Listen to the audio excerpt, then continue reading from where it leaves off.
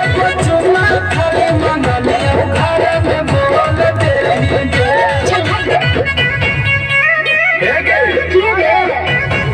ऐसा काहे कहीं लक्षण ऐसा हो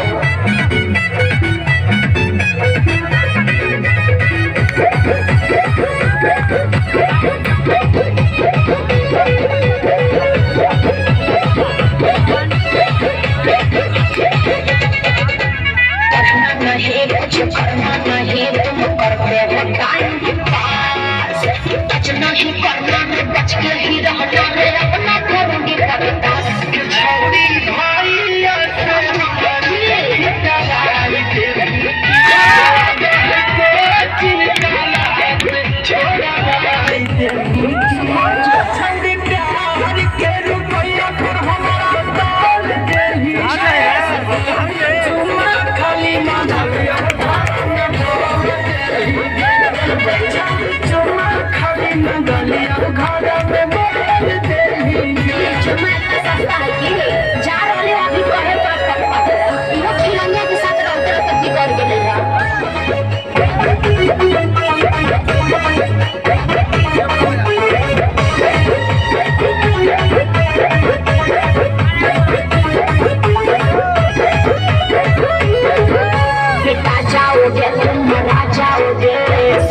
मेरी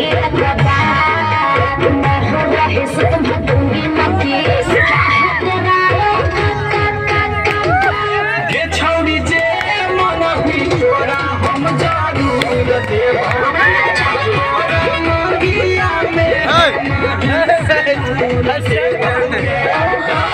अमर गुंजन के दीवाना चाहर घेर देंगे चुम्मा खाली चुम्मा खाली घर में जाके लेकिन ठीक नहीं कही सुधर जाना था।